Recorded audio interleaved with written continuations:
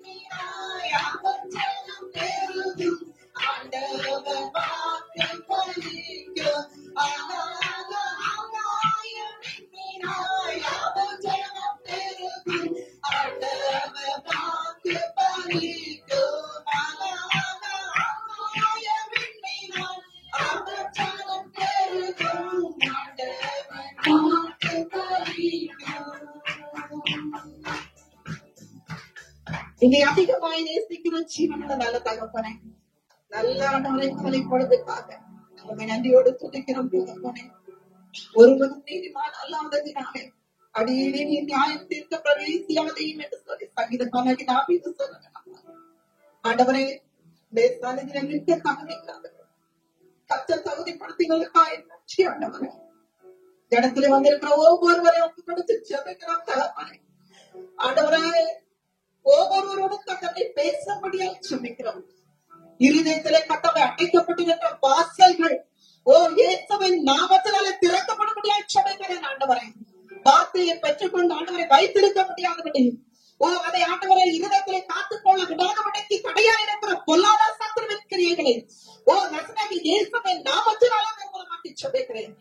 காதுகளை கட்ட திறப்பீராக. நிக்காபா இயேசுவின் நாமத்தினாலே அது சம்பவிக்கட்டும். நாங்க ஆண்டவரை சிறுகணும், நீங்க பெருகணும், நாமத்துக்கு மகிமை உண்டாகட்டும். இயேசுவின் நாமத்தில் ஜெபிக்கிறோம் பிதாவே, ஆமென். ஹல்லேலூயா. நானும் தேவனுடைய ஆலயத்தில் பச்சையான ஒலிவு மரத்தை போலிருப்பேன். ஹல்லேலூயா. இருக்கிறேன்.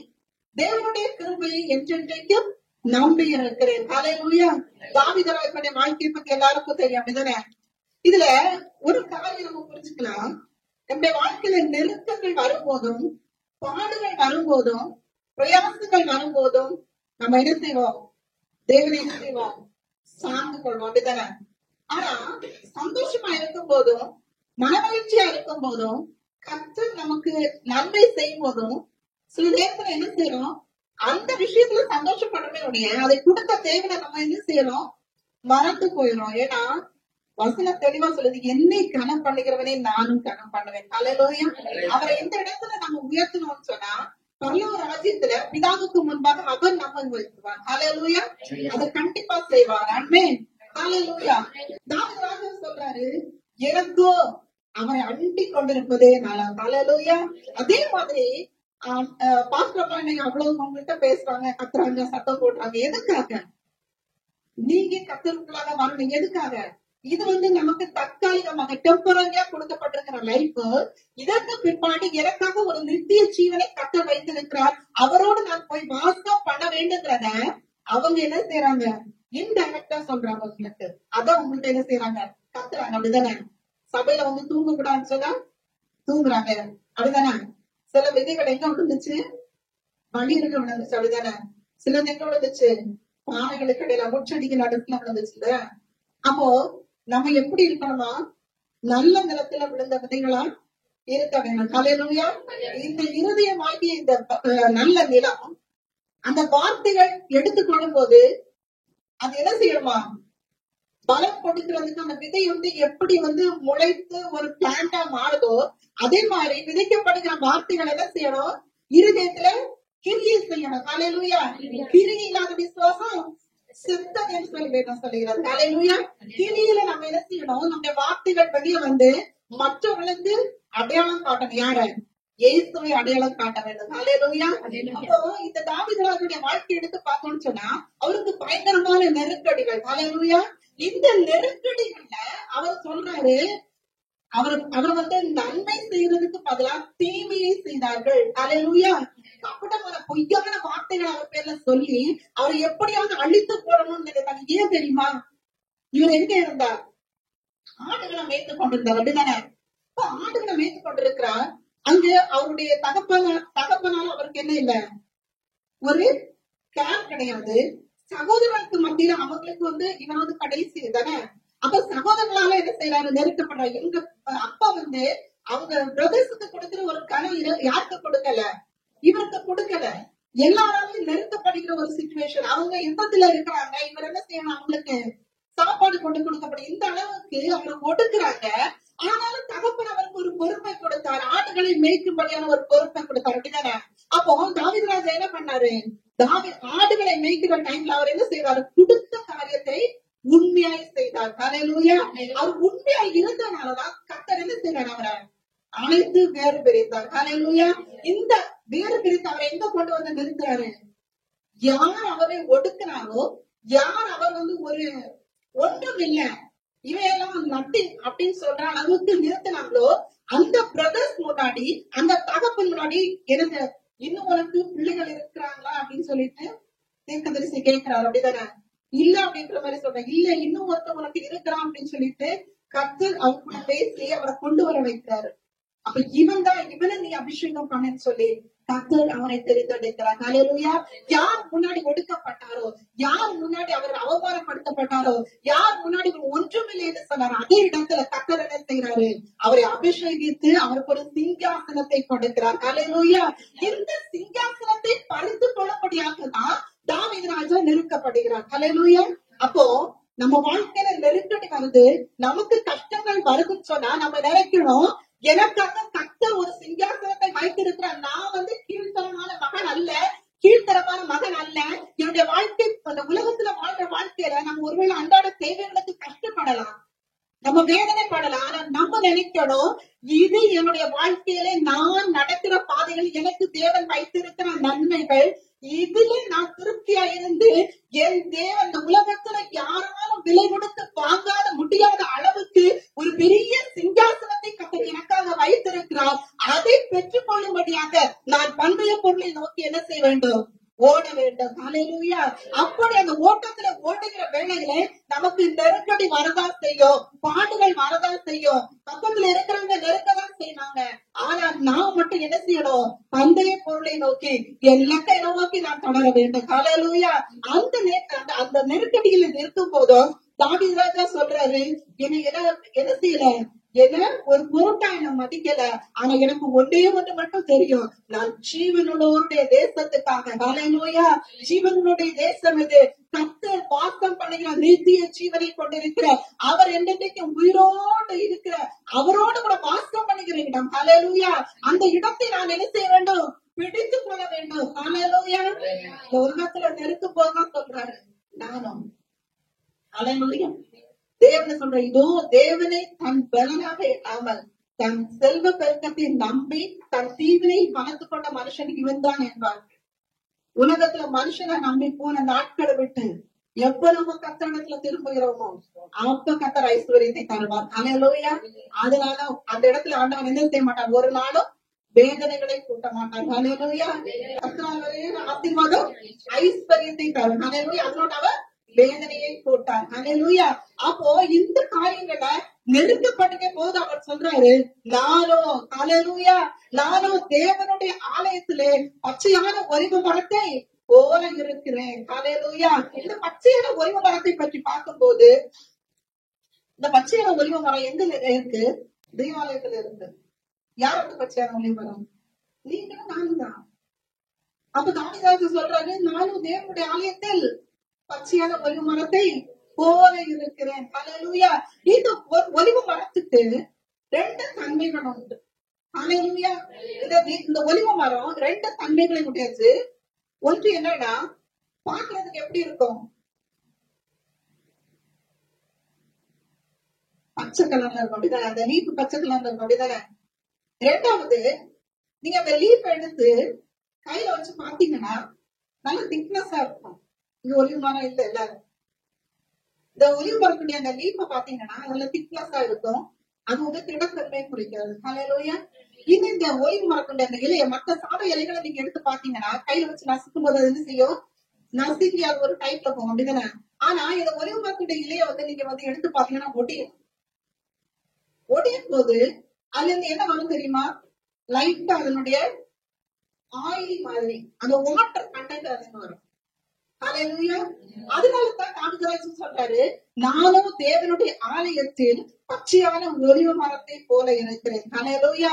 பச்சையான ஒலிவ மரம் அப்படின்னு சொல்லும்போது வாழ்க்கையிலே தேவன் அவருடைய சிங்காசனத்துக்கு நேராக அவர் வாழுகிற இடத்திலே நம்மை சேர்த்துக் கொள்வதற்கு ஏதுவாக நடத்துகிற காரியம். ஹல்லேலூயா. ஏன் இது பச்சையான ஒலிவ மரமா இருக்குன்னு சொன்னா, இது தேவாலயத்திலே நடப்பட்டு இருக்கிறது. ஹல்லேலூயா. இந்த தேவாலயத்துல என்ன இருக்கு? ஏன் இது தேவாலயத்துல நடப்பட்டு இருக்கிறதுன்னு சொன்னா, தேவாலயத்துல என்ன இருக்கும்? துதி இருக்கும், ஸ்தோத்திரம் இருக்கும். பச்சையான ஒரு ஒலிவ மரமாக தேவன் நம்மை ஆலயத்துல வைத்திருக்கிறார். ஆனா அந்த ஒலிவ மரத்துடைய தன்மை என்ன செய்யல? ஒரு நாளைக்கும் கெட்டு போகவும் இல்ல, அது அழிந்து போகல. அங்கே காரணம் என்ன தெரியுமா?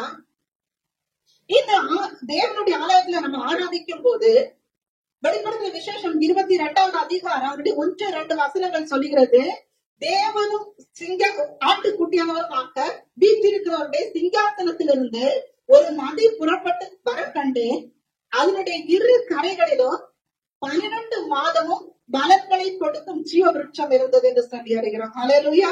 அப்போ நம்ம ஆராதிக்கும் போது சிங்காசனத்தில் இருக்கிற தேவனுடைய பக்கத்துல இருந்து அங்கிருந்து வருகிற நதி, ஹல்லேலூயா, இந்த நதி எதை குறிக்கிறது? அவர் நமக்கு கொடுக்கிற அபிஷேகத்தை குறிக்கிறது. ஹல்லேலூயா.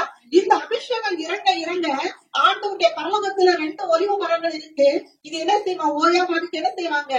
அது ஆயில் வந்து வந்துட்டே இருக்கும், அது ஓயாம எரிந்து கொண்டே இருக்கும். அப்ப கர்த்தருடைய சமூகத்துல நாட்டப்பட்ட ஒலிவ மரம் எப்படி இருக்கணும்னு சொன்னா, அவருடைய அபிஷேகத்துக்குள்ள நிரம்பி நிற்க வேண்டும். ஹல்லேலூயா. அவுட் ஆஃப் ஏரியாவில இருக்கிறத விடவும் அந்த ஏரியாவில தண்ணி வர இடத்துல இருக்கிற மரங்களுக்கு ஒரு வித்தியாசம் இருக்கும், அப்படித்தானே? அது எப்பவுமே பச்சையான அனுபவத்தை கொண்டிருக்கும். அதே போல தேவ பிள்ளைகள் என்ன செய்யணுமா? ஆண்டவருடைய சமூகத்திலே நாட்டப்பட்ட நாள்தோறும் கனி தருகிற என்ன செய்யணும்? ஒரு ஒலிவ மரமாக அல்லது ஒரு விருட்சமாக என்ன செய்யணும்? வளர வேண்டும். ஹல்லேலூயா. அதைத்தான் ஆண்டவர் எதிர்பார்க்கிறார். ஹல்லேலூயா. அப்படிப்பட்ட ஒரு ஜீவவருஷம் என்ன செய்யாது? ஒரு நாளைக்கும் கெட்டும் போகாது, பட்டும் போகாது, பின்வாங்கியும் போகாது. ஹல்லேலூயா. இந்த உலகத்துல எந்த சூழ்நிலையும் பார்த்து என்ன செய்யாது? கவலைப்படாது. ஹல்லேலூயா. எந்த சூழ்நிலை வந்தாலும், இந்த உலகமே எனக்கு எதிராக எழும்பினாலும், இந்த உலகத்துல இருக்கிற என்னுடைய கூட இருக்கிற யாரும் எனக்கு விரோதமாக எழும்பினாலும் நான் என்ன செய்ய மாட்டேன்? பயப்பட மாட்டேன். ஹல்லேலூயா. வேதனை அவரே என் நம்பிக்கை. ஹல்லேலூயா. இப்போ இதுக்கு இருக்கிற திடத்தன்மை என்ன குறிக்கிறது தெரியுமா? இந்த திடத்தன்மை என்றால் கர்த்தரை உறுதியாய் பற்றி கொண்டிருக்கிற அந்த விசுவாசம். ஹல்லேலூயா. அவரை உறுதியாய் பற்றி இருக்கிற ஜனம் அவரையே நம்பி இருக்கிறபடியால் நீர் அவர்களை பூர்ண சமாதானத்துடன் காத்து கொள்வேன். ஹல்லேலூயா. அவரை உறுதியாய் பற்றி கொள்ள வேண்டும். ஹல்லேலூயா. அவரை உறுதியா பற்றி கொண்டு இருந்து பாருங்க. அப்போன்னு ஒரு கூப்பிட்டு பாருங்க. அதனுடைய ஒரு எஃபெக்ட் பண்ணிங்க. அதை ரசிச்சு பாருங்க. உலகத்துல இருக்கிற தகப்பனை விடவும் நமக்குள்ள இருக்கிற கர்த்தர் பெரியவர். ஹல்லேலூயா. அவரை அப்பா பிதாவே கூப்பிடக்கூடிய ஒரு அதிகாரத்தை அவர் தந்திருக்கிறார். ஹல்லேலூயா. இங்க அப்பான்னு கூப்பிடுறதுக்கு வெட்கப்பட்டோம்னு சொன்னா பல்லவத்துல போய் அவரை செய்ய நான் உன்னை அறியன்னு சொல்லிடுவாரு. ஹல்லேலூயா. அவரோட அப்பா சொல்லி உரிமையோட கூப்பிட வேண்டும். ஹல்லேலூயா. அதுக்கப்புறமா அதனுடைய தன்மை மாறக்கூடாது. ஹல்லேலூயா. ஒரு நாளும் வந்து போகிற அபிஷேகம் அல்ல, நிரந்தரமான நிலைவரமான ஆவி என்ன செய்யுமே சூழ்ந்து கொள்ளும்படி செய்யும் என்று சொல்லி தாவீது ராஜா சொன்னார். ஹல்லேலூயா. அதனால எப்பொழுதும் நிலைவரமான ஆவி நம்ம என்ன செய்யணும்?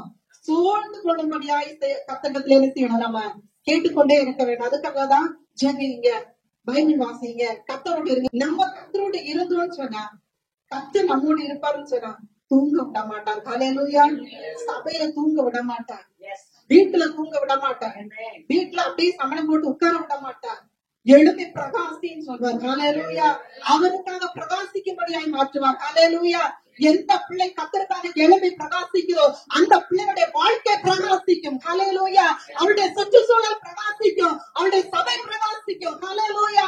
வைராக்கியமாய் இருக்க வேண்டும் சபைக்காக. ஹல்லேலூயா. அவர் தேவனால் அபிஷேகிக்கப்பட்ட ஒரு மனுஷன். ஹல்லேலூயா. யாரு? தாவீது ராஜா. ஹல்லேலூயா.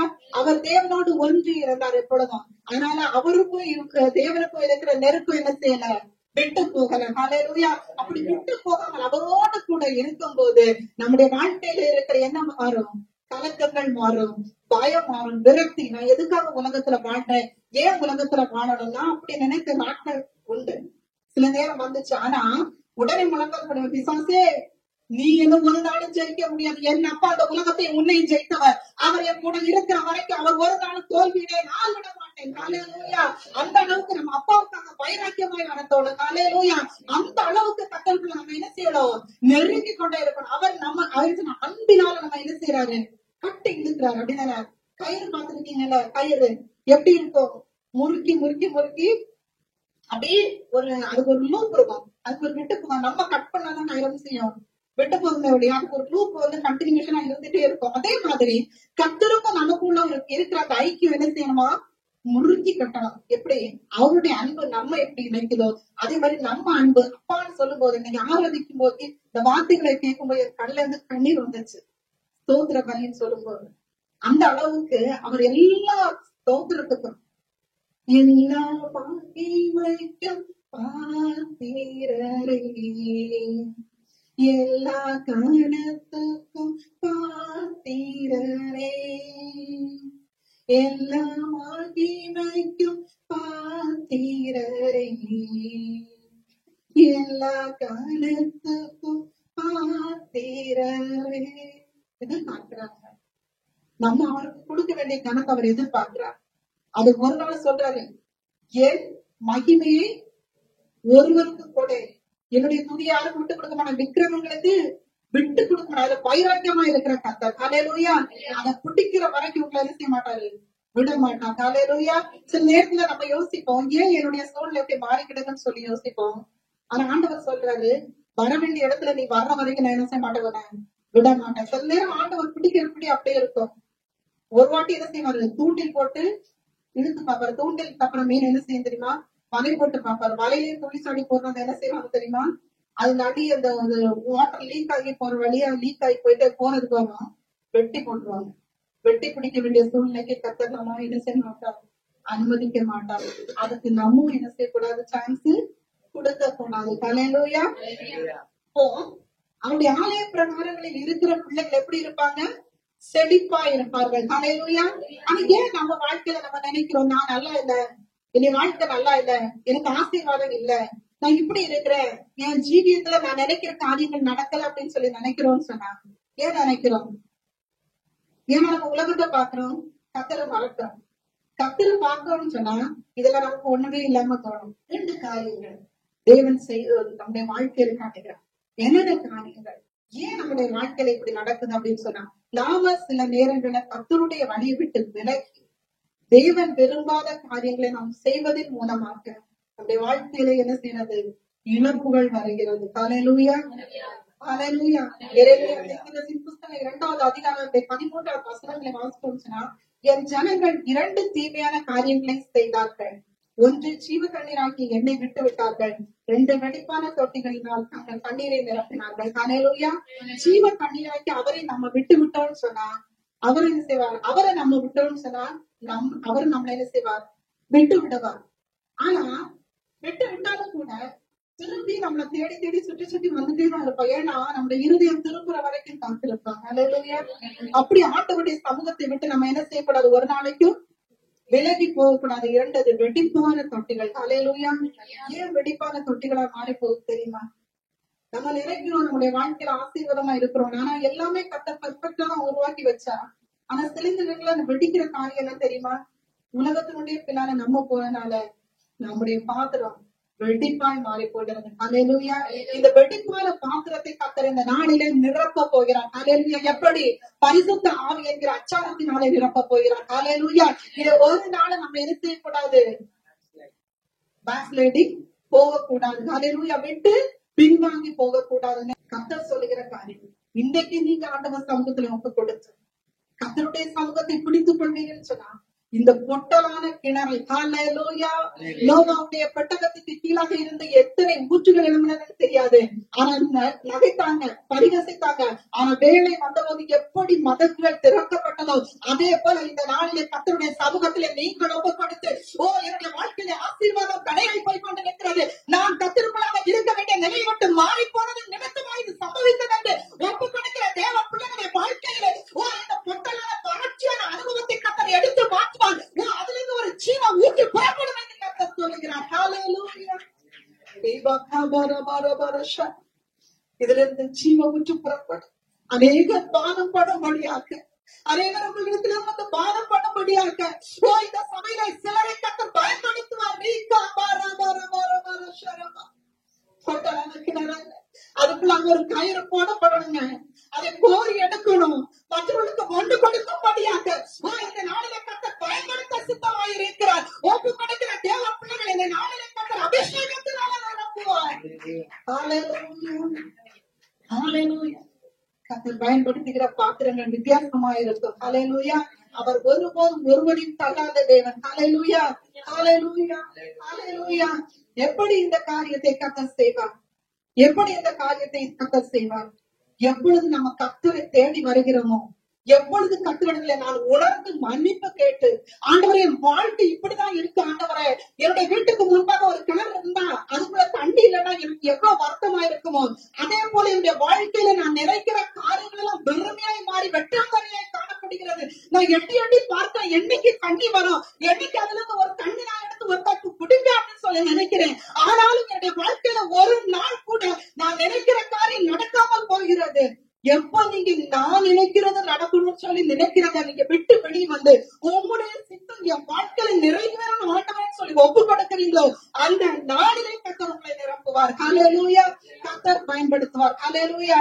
அதற்கு நம்ம என்ன செய்யணும், அவரிலே பலம் கொள்ளணும், அவரிலே நம்பிக்கை வைக்க வேண்டும். 1 சாமுவேலின் புத்தகம் 30வது அதிகாரத்துல இருக்கு. அமலேக்கு தாவீதுடைய குடும்பத்தாரை அவருடைய கூட இருந்த சேவருடைய குடும்பத்தாரெல்லாம் பிடிச்சிட்டு போயிட்டாங்க. ஆனா அந்த இடத்துல வந்து தாவீது ராஜா உடனே என்ன செய்யல, போருக்கு போக முதலாவது கர்த்தருடைய சமூகத்தை பிடித்துக்கணும். அதுக்கு முன்பாக அவரை கல்ல இருந்து கொல்லவும் பார்த்தாங்க. ஆனா ஆண்டவருடைய சமூகத்தை பிடித்துக் கொண்டான். அதே போல நம்ம என்ன செய்யணும், கர்த்தருடைய சமூகத்துல எந்த காரியத்தை செய்யணும்னு சொன்னாலும் அவருடைய சமூகத்தை முதலாவது கேட்கணும். பர்மிஷன், ஆண்டவரே நான் இந்த தண்டைக்கு பின்னாக போகலாமா என்று சொல்லி தாவீது ராஜா கர்த்தரிடத்துல கேட்டார். நீ போ, அதை நான் உன் கையில் ஒப்பு கொடுப்பேன் என்று சொல்லி கர்த்தர் சொன்னார். அதே போல நீங்க எந்த ஒரு காரியத்துக்கு இறங்கும்போது, பிள்ளைகளுடைய ஸ்டடீஸா இருக்கட்டும், என்னுடைய பர்சனல் லைஃபா இருக்கட்டும், இல்ல நீங்க ஒரு வியாபாரம் பண்றவங்களா இருக்கட்டும், எந்த காரியமானாலும் கர்த்தரிடத்துல என்ன செய்யணும்? ஆலோசனை கேட்கணும். ஹல்லேலூயா. ஆலோசனை கேட்கும் போது நீங்க நினைப்பதற்கும் கேட்பதற்கும் அதிகமாய் கிரியை செய்வார். ஹல்லேலூயா. அவர் அதிகமா உங்களுக்கு செய்வார். நீங்க அவருடைய பிள்ளைகள். ஹல்லேலூயா.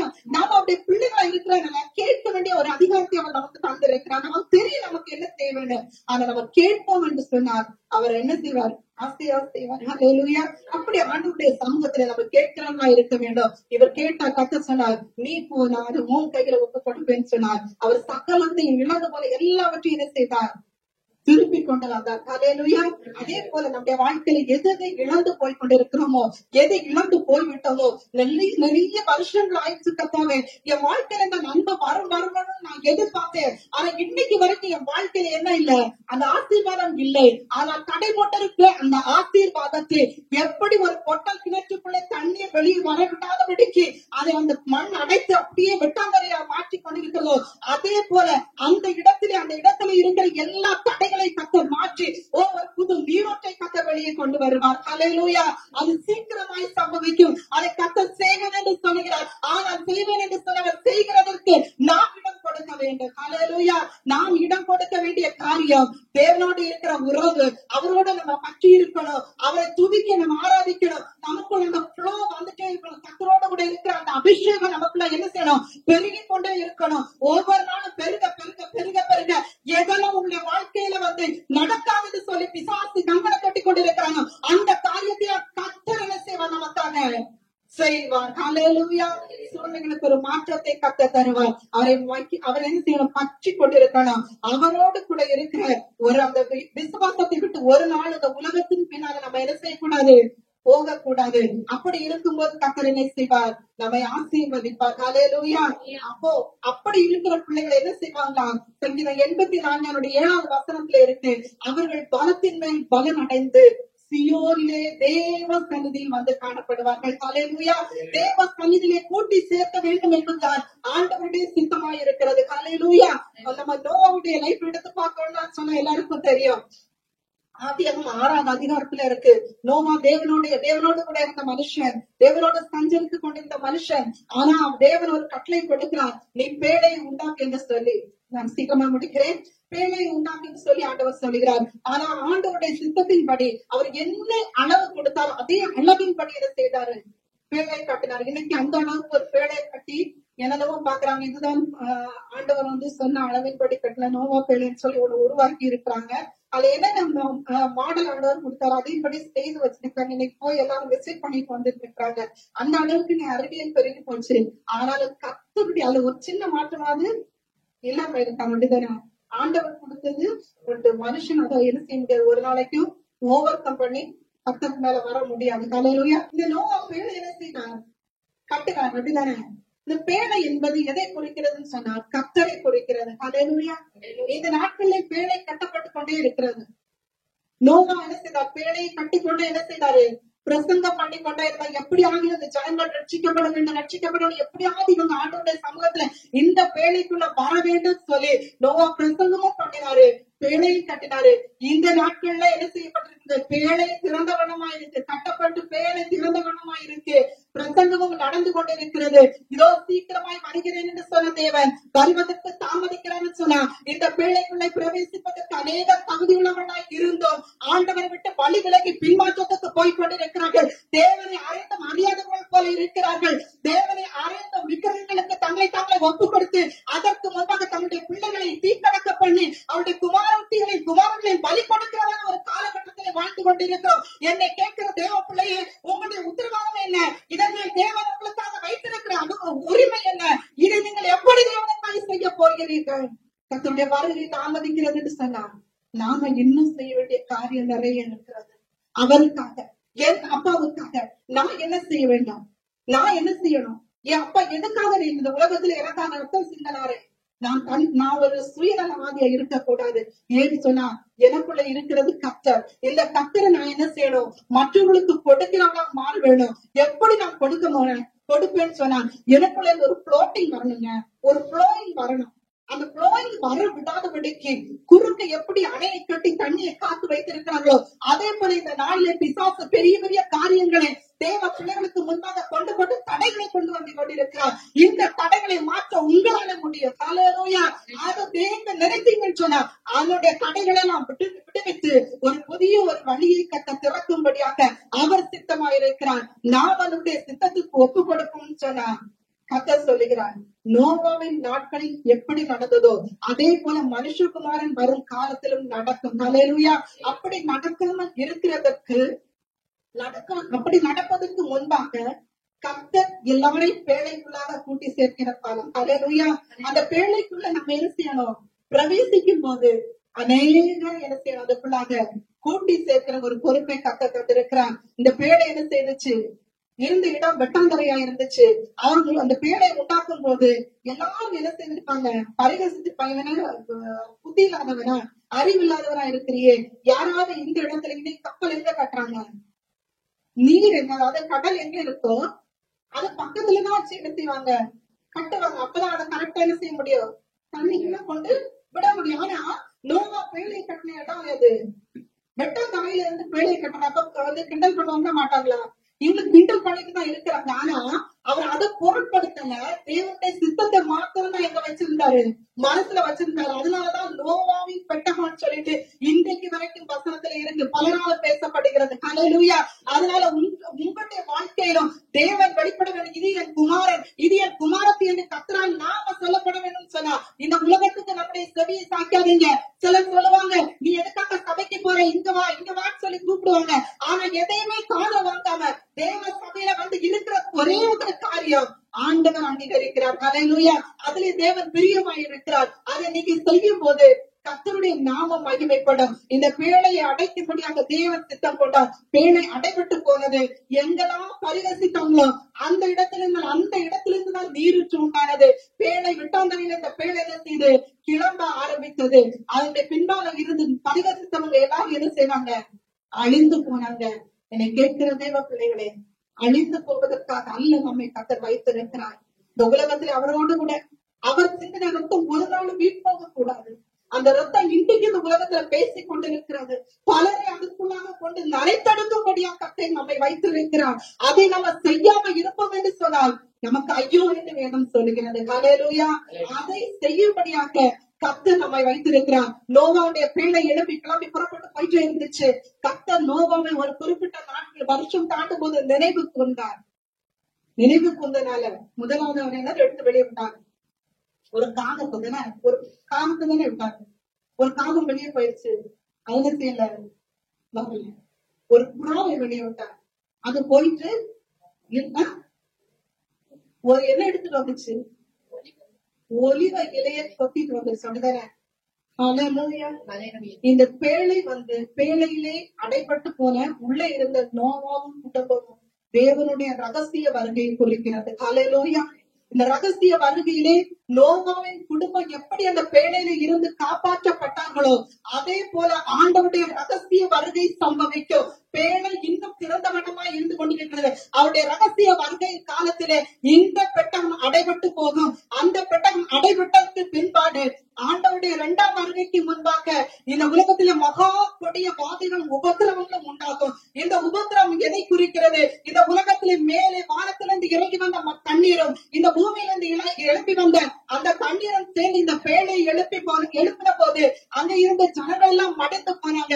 இந்த ஜனங்களோட முதலாம் வருகை ஆண்டவருடைய ரகசிய வருகையில் எடுத்துக் கொள்ளப்படாத ஜனங்கள் மீண்டும் எப்படி ஆண்டவருடைய சமூகத்துல நிற்பார்களோ அதைத்தான் இந்த ஒலிவ மரம் தண்ணீருக்குள்ள இந்த ஒலிவ மரம் காட்டுகிறது. ஹல்லேலூயா. ஆனாலும் நான் ஆண்டவருடைய சமூகத்தை விட்டு போக மாட்டேன். என்னை மன்னிக்க ஆண்டவரே, என்னை மன்னிக்க ஆண்டவரே, நான் உங்களுடைய சமூகத்துல வரணும் ஆண்டவரே, என்னை நீங்க என்ன செய்யணும்?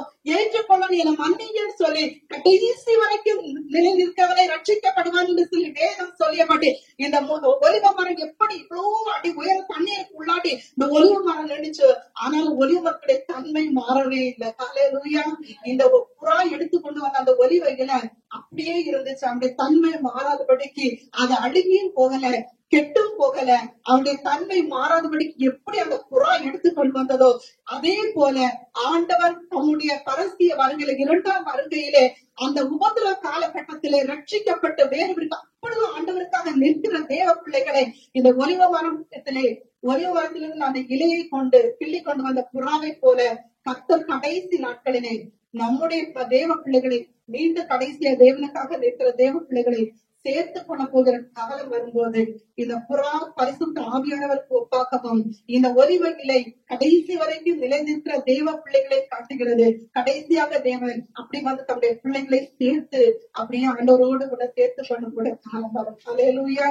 எப்படி இந்த உபத்திர காலத்தில் இந்த ஒலிவ மரம் அந்த தண்ணீர் கூட நின்றதோ அதே போல ஆண்டவருடைய ஆலயத்திலே நாட்டப்பட்டவர்கள் அவருடைய பிரகாரங்களில் செழித்திருப்பார்கள் என்று சொன்ன வசனத்தின்படி எந்த உபத்திர காலகட்டத்திலும் எப்படி கர்த்தருக்காக ஒரு பிள்ளை வைராக்கியமா நிற்குமோ அந்த பிள்ளைகள் ஆண்டவருடைய பாசத்துல எப்படி இருப்பாங்க? செழிப்பா இருப்பார்கள். ஒரு நாள் அவர்கள் என்ன செய்ய மாட்டாங்க? ஆண்டவரை விட்டு விலகி போக மாட்டார்கள். அவருடைய ரகசிய வருகையிலே அவரோடு கூட சேர்த்துக் கொள்ளப்படுவார்கள். ஹல்லேலூயா. அவருடைய ரகசிய வருகையில நாம சேர்த்துக் கொள்ளப்படணும் நம்முடைய எய்மா இருக்க வேண்டும். ஹல்லேலூயா.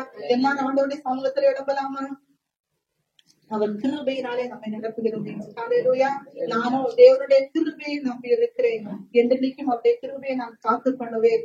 அவரோடு கூட இருப்பதே எனக்கு நான் கர்த்தருடைய வீட்டிலே நிலைத்திருக்கும்படியாக அவருடைய கிருபை எனக்கு தந்து நானும் அவருடைய கிருபையினாலே நிலைத்திருப்பேன் என்று சொல்லி கர்த்தர் சங்கீதக்காரன் தாவீது சொன்னது போல அவரோடு கூட நாம் நிலைத்திருக்க வேண்டும். ஹல்லேலூயா. ஹல்லேலூயா. அவருடைய சமூகத்துல சொல்லலாமா? ஒருவேளை நான் தப்பி போந்து உண்மைதாப்பா, கொட்டலான அனுபவம் என்னுடைய வாழ்க்கையில, வறட்சியான ஒரு வாழ்க்கையில இருக்கு. நீர்த்தாள்களின் ஓரமாய் நடப்பட்ட போதும் நான் அதை பிடுங்கி எறிந்து விட்டு நான் போன காரியங்களை எல்லாம் தேவன் அறிகிறேன். உலகத்துல மனுஷன் அறியவில்லை ஆண்டவரே, நீர் ஒருவன் அறிகிறேன் ஆண்டவரே. உங்களுடைய சமூகத்தை விட்டு நான் விலகி போனேன். என்னை மன்னிங்க. வாய்களை திறந்து சொல்லுங்க பார்க்கலாம். வாய்களை திறங்கி பார்க்கலாம். திறங்கி ஆண்டவரே, நான் தேவனுடைய ஆலயத்திலே அண்டி கொண்டிருப்பதே நலம் என்று சொல்லி தானியேலாக சொன்னேன். உங்களுடைய ஆலயத்துல நான் நாட்டப்பட்டிருந்தால் என்னுடைய வாழ்க்கையில இருக்கிற எல்லா வறட்சிகளும் மாறும் ஆண்டவரே, இந்த வாழ்க்கையில ஒரு செழிப்பு மாறும் ஆண்டவரே சொல்லி நினைக்கிற தேவ பிள்ளைகள் சொல்லலாமா? நீங்க போதுமே சொல்வா, உங்க சமூகம் எனக்கு அப்பா. ஹல்லேலூயா. ஹல்லேலூயா. நீங்க போதும் ஏசப்பா, உங்க சமூகம் எனக்கப்பா. நீங்க போதும் ஏசப்பா, உங்க சமூகம் எனக்கப்பா. எத்தனை இன்பமே, எத்தனை இன்பமே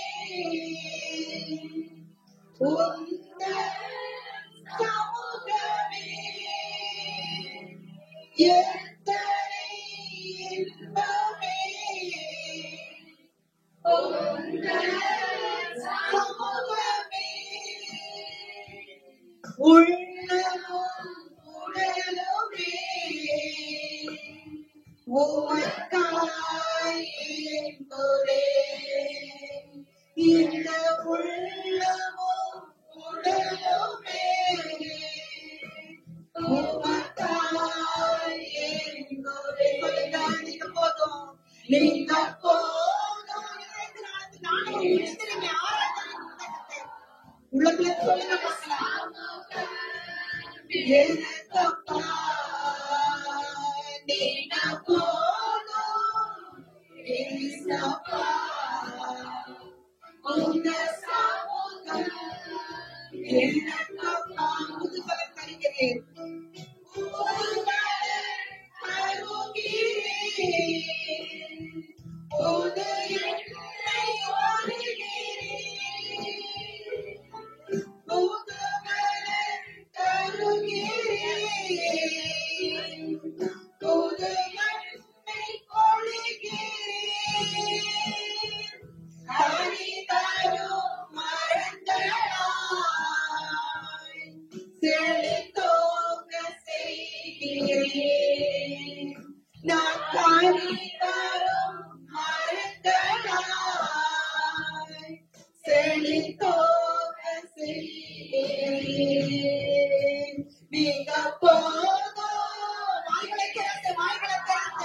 ஓ நீங்க போதும் ஆண்டவரே. எனக்கப்பா நீங்க போதும் ஏசப்பா. உங்க சமூகம் எனக்கப்பா நீங்க போதும் ஏசப்பா.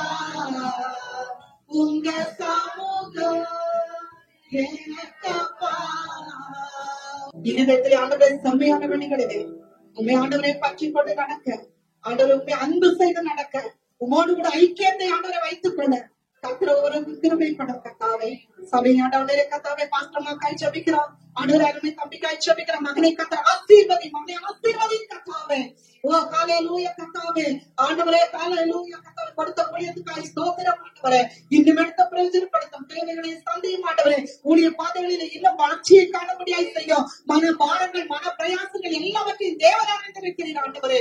எல்லா பிரயாசத்தின் பலனை மறைகிற நாட்களில் கத்த காண கிருபை செய்யும். என்னை ஆண்டவரே என்னுடைய சமூகத்தில் ஒப்புப்படுகிறேன். அடியாளுக்காய் குழந்தைகளுக்காய் ஸ்தோத்திரம் ஆண்டவரே. இம்மட்டுமாய் கொண்டு வந்து நடத்தினீர் ஆண்டவரே. என்னுடைய சித்தத்துக்காய் ஸ்தோத்திரம். தொடர்ந்து தேவ ஆவியானவர் ஆண்டவரை எங்களை பொறுப்படுத்திக் கொள்ளும். நீர் பெருகவும் நாங்கள் சிறுகவும் வேண்டும். உடைய நாமத்துக்கு மகிமை செலுத்துகிறோம். இயேசுவின் நாமத்தில் ஜெபிக்கிறோம் பிதாவே. தேங்க்யூ ஆண்டவரே, உமக்கு நன்றி செலுத்துகிறோம். இந்த நல்ல செய்திக்காக நன்றி அப்பா. ஆண்டவரே, சபைக்கு ஆண்டவரே கொடுத்த அறிவுக்காக அறிவுரைக்காக நாங்கள் செபிக்கிறோம். நன்றி ஆண்டவரே. கர்த்தர் இல்லாம அங்க செபிக்க முடியாது. கர்த்தர் இல்லைன்னா அங்க துதிக்க முடியாது. கர்த்தர் இல்லைன்னு சொன்னா தூக்கத்தின் ஆவி இருக்கும். கர்த்தர் வெளிப்படுத்தணும். அப்ப கர்த்தர் இருக்கணும். கர்த்தர் இல்லைன்னா கிணறு நல்லாதான் இருக்கும், ஆனா உள்ள தண்ணி இருக்காது, மறந்து போயிருக்கும், யூஸ்லெஸ். அது தனக்கும் பிரயோஜனம் இல்லை, மற்றவங்களுக்கும் பிரயோஜனம் இல்லை. அப்ப அது எப்படி இருக்கும் இமேஜின் பண்ணிப்பாங்க, கற்பனை செய்து பாருங்க. ஆண்டவரே, அந்த தண்ணீர் அற்ற அந்த கிணறு நான் தண்ணீர் உள்ள கிணறா மாற்றவே இருக்காது. எப்ப நம்ம உறவு கொள்ளும் போது, ஆண்டவரோடு உறவு கொள்ளும் போது, நம்ம சிங்காசனத்தை கிட்ட வரும்போது, அது மேலிருந்து ஊறுகிற அந்த தண்ணீர் எப்படி அந்த ஒலிவ மரத்துல வந்து விழுகிறது, அது போல அந்த 21வது வெளிப்படுத்தின விசேஷத்துல சொன்னது போலவே ஒரு பெரிய அபிஷேகம், அந்த தண்ணீர் ஜீவ தண்ணீர் பரிசுத்த ஆவி அது வந்து நம்மளை நிரப்பும். நம்மளை நிரப்பும் போது நம்மளுடைய வாழ்க்கை செழிப்பாய்ப்பார். ஹல்லேலூயா. நன்றி அப்பா. பேக் ஸ்லைடிங்ல இருக்கக்கூடாது. ஆண்டவரே உமக்கு ஸ்தோத்திரம். எரேமியா 2ல சொல்லப்பட்டது போல அது ஆண்டவரே வெடி புல்ல தொட்டியை ஜனங்கள் தங்களுக்கு என்று வெட்டி கொண்டார்கள் அப்படின்னு பார்க்கிறோம். அதுல தண்ணீர் இல்லாத மூச்சு என்று பார்க்கிறோம். அப்படிப்பட்ட ஒரு இது இல்ல. தண்ணீர் உள்ள ஜீவன் அதிகாய் சபையை மாற்றுவதற்காக நன்றி. இன்றைக்கும் ஆண்டவரே நம்பிக்கையின் வாசலாக இந்த வார்த்தையை கொடுக்கிறதுக்காக நன்றி அப்பா. அது ஜீவ தண்ணீர் அந்த இடத்துல நிரம்பி இருக்கும்னு சொன்னீங்க ஆண்டவரே. இந்த சபை மீண்டுமாக தன்னை புதுப்பித்து இறைவனோடு உங்களோடு இன்னும் அதிகமாய் நேரம் செலவழிக்கிட்டோம். உலகத்துல நிறைய வேலைகள் இருக்கு, தேவைகள் இருக்கு. ஆனா அதையே போய் நாங்க உலக மக்கள் போல அஞ்ஞானிகளாக தேடாம உண்மையாகவே ஆண்டவரே உண்மை நாங்கள் தேடும் போது முதலாவது தேவனுடைய ராஜ்யத்தையும் அவருடைய நீதியையும் தேடுங்கள், அப்பொழுது உங்களுக்கு இவைகள் எல்லாம் கூட கொடுக்கப்படும். இந்த உலகத்தின் காரியங்கள், சரீரத்துக்கான தேவைகள், வாழ்க்கைக்கான வசதிகள், பணம் எல்லாம் கர்த்தர் கொடுத்து ஒருவர் கொடுக்கவும் எடுக்கவும் முடியாத ஒரு பெரிய தேவ சமாதானம், ஒரு அமைதியை கர்த்தர் கொடுத்து அதற்காக நன்றி. அதுதான் நீங்க சொன்னீங்க, நான் ஒருவர் கொடுக்கவும் எடுக்கவும் முடியாத தேவ சமாதானத்தை உங்களுக்கு வைத்து போகிறேன், உங்கள் இருதயம் கலங்காமலும் பயப்படாமல் இருப்பதாக. கர்த்தர் அப்படியே நீங்க ஆற்றி தேற்றுங்க. செய்தி கொடுத்த மகளை குடும்பத்தாரை ஆசீர்வதிங்க. இங்க வந்த எங்கள் ஒவ்வொருவரையும் தனித்தனியா பேர் பேரால் குடும்ப குடும்பமா நீங்க ஆசீர்வதியும். வர தனிப்பட்ட மக்களுக்காக செபிக்கிறோம். வரும் நாட்கள்ல கர்த்தர் மேல வாஞ்சா இருந்து அவங்க வர கர்த்தர் கிருபை செய்யுங்கப்பா. கர்த்தர் ஒரு பெரிய சமாதானத்தை உங்களுடைய பிள்ளைகளுக்கு நீங்க ஜீவ ஊற்றாக ஊற்றும்படியாக நாங்கள் செபிக்கிறோம். தொடர்ந்து சுவாமியுடைய பிரசன்னம் ஒவ்வொருவரோடும் இருக்கட்டும். ஆண்டவரே ஒவ்வொருவரோடையும் ஆண்டவரே மனதுல வந்து இறங்கி ஆசீர்வதிங்க. பிள்ளைகளுடைய குறைவுகள் எல்லாம் இந்த வாரத்துல கிறிஸ்து இயேசுவுக்குள்ளான மகிமையில நிறைவாகட்டும், நிறைவாகட்டும். தேவைகளை சந்தி வரும் நாட்கள்ல நல்ல செய்திகளை கேட்க தேவன் கிருபை செய்யும். துதி கன மகிமை எல்லாம் உமக்கு செலுத்துகிறோம். இயேசுவின் நாமத்தில் ஜெயம் எடுத்து ஜெபிக்கிறோம். ஜெபம் கேளும் நல்ல பிதாவே. ஆமென்.